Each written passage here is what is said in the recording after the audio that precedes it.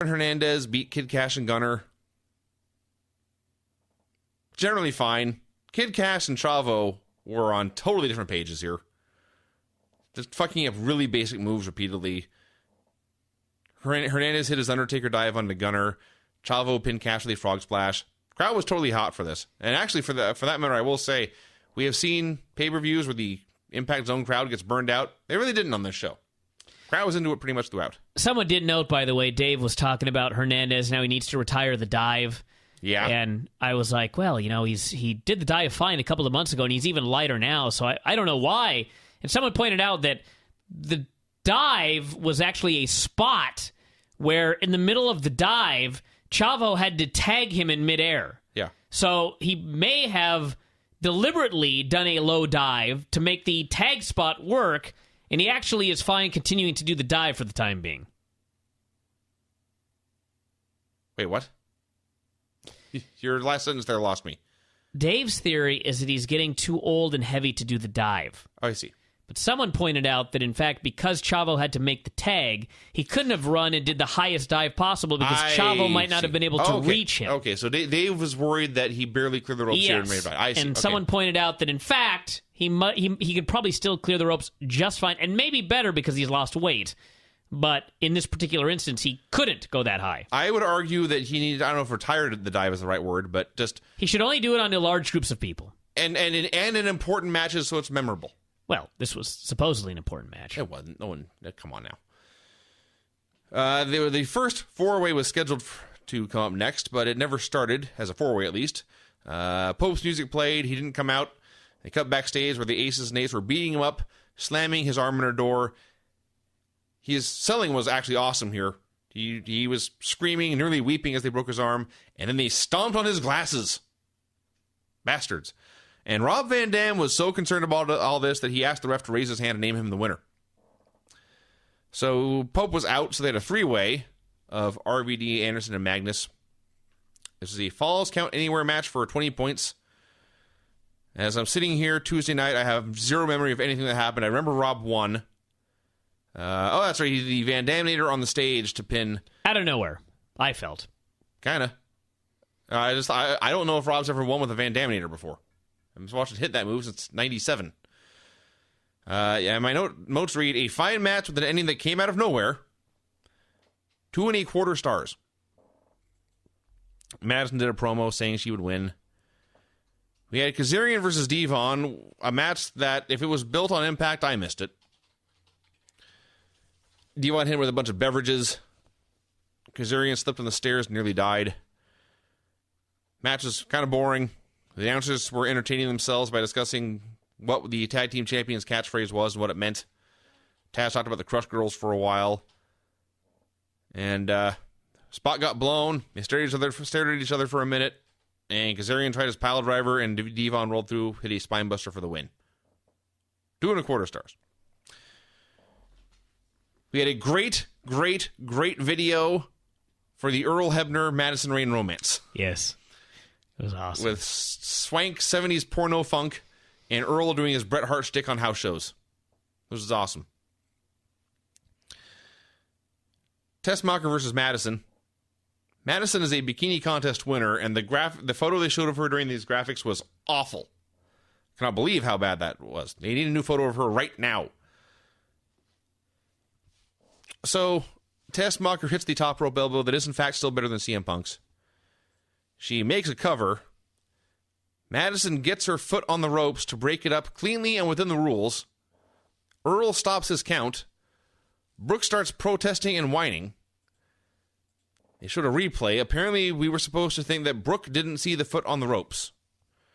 So then Madison rolls her up and grabs the ropes for the pin and wins. So really, Earl Hebner didn't do anything that a million other incompetent pro wrestling refs have not done throughout the years, and Brooke comes off looking like an idiot. Yeah, Brooke, you just didn't have to look. But she did. Yeah. Couldn't help it. Yeah.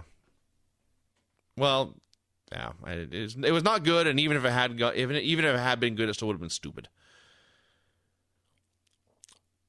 Borash goes to interview Bully Ray. Bully Ray refused to move. He had his back against the wall, so the Aces and Eights could not jump him. So they had taken out Pope tonight, and they had already named him, so he was watching his back. And then suddenly he went into total babyface mode, daring them to attack, saying he would not be hard, he'd be the guy in the ring whipping ass.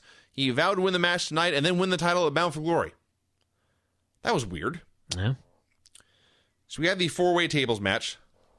Bully Ray, Robbie E., Jeff Hardy, James Storm. The first spot they did with the table was they do the spot where someone's about to go through the table and someone else moves the table. A spot I've always hated because it always looks like someone's just on the verge of getting killed. And the very first time they tried it here, Robbie didn't move the table in time. Bubba kind of went through it, and then was perhaps he was a pro and working, but he was crying something about his elbow here and then at the end of the match. So everyone stared at each other for a while. As far as I know, he's fine, by the way. You know, that's good. But still, I hate that spot. So then everyone kind of stood at each other as the match over. Do we keep going? They just kept going. And they repeated this exact same the exact same concept like 3 or 4 times. Somebody would try and move through a table. Somebody else would move the table instead of break it and move. They tried this over and over and over again. I just thought, there's 4 of you putting this together, and none of you had any other ideas for spots. So eventually, what the hell happened here? The Aces and Eights came out and laid out. There's a lot of bullshit going on. Give us the quick and dirty. I can't. I don't remember what happened. Bully Ray pinned Jeff Hardy with a powerbomb 3 table. And won, yes. The Aces and Eights came out and attacked everyone but Storm. That was the key. Yeah. So, yes, Ray powerbombed. And they gave him the thumbs up. And they gave him a thumbs up. And they said this proved what everyone's saying about Storm. And Bubba Ray won. And by the way, they are fooling the fans. The fans are starting to believe that James Storm is part of this group. They may as well just turn him at this point. Totally tell by the... I was actually thinking about that. Would it be the worst thing in the world if he broke a beer bottle over Bobby Roode's head at Bound for Glory and they did a double turn? I don't know. The answer is no. We've seen many, many, many, many, many things in this company over the years worse than that. Yeah. Borash interviewed Aries, tried to ask him a question from Twitter. Aries blew it off, cut his own promo, said he would win. Kenny King wrestled Zema Ion. They had a Ring of Honor match in TNA. Lots of chain wrestling encounters. It was totally different and refreshing from everything else in the show. I still didn't think it was as good as their TV match. It may not have been. Yeah, I gave this 2.5 stars, which I believe was my highest rating at this point. So yeah, this show is not blowing me away. King hit a blockbuster at one point. It occurred to me, the blockbuster move where you fly through the air and grab your opponent's head, named for that noted high flyer Buff Bagwell. Yeah. That made me laugh when I realized He's kind that. of a high flyer when he was younger. For a very short time. And if you go back and watch those, the early Marcus Alexander Bagwell matches, he was already huge. Oh, yeah. So, anyway.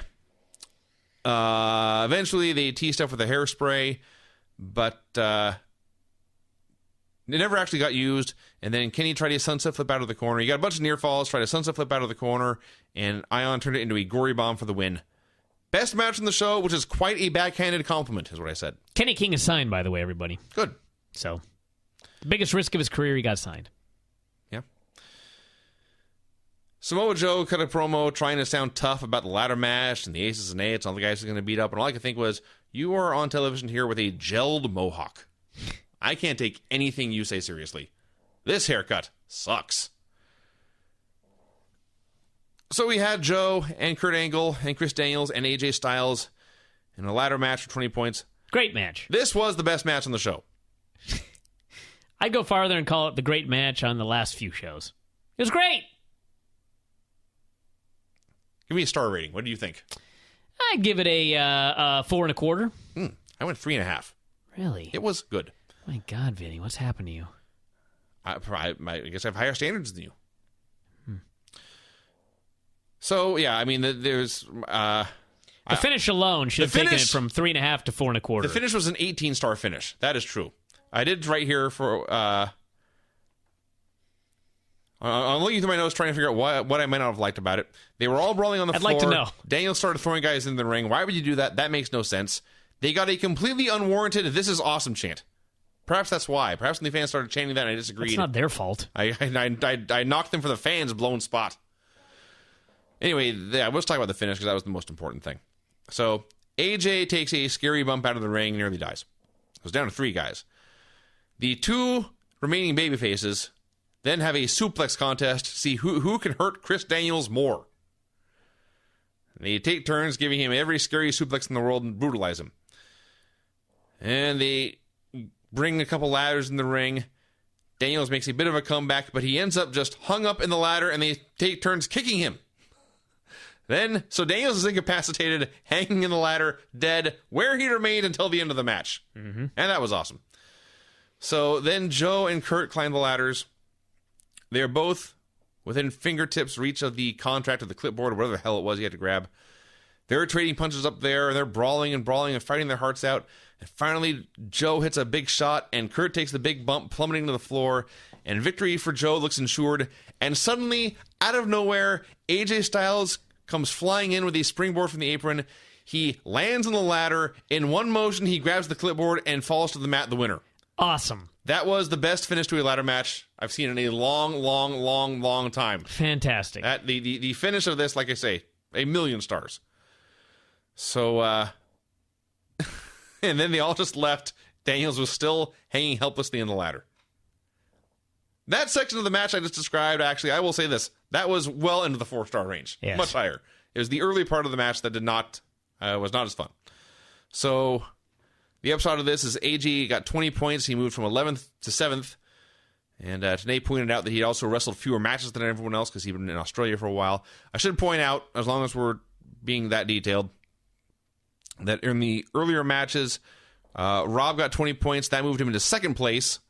And Bully Ray got 20 points. That moved him into a tie for fourth. And that is critical because the top 4 guys move on. Mm-hmm. So there you go. Then we had the main event. It was Bobby Roode versus Austin Aries. Aries ran wild for a while. Roode bailed outside. Actually, it was when Aries crashed into the guardrail for the heat. A female fan was so unsympathetic, she told him to get in the ring and called him a motherfucker.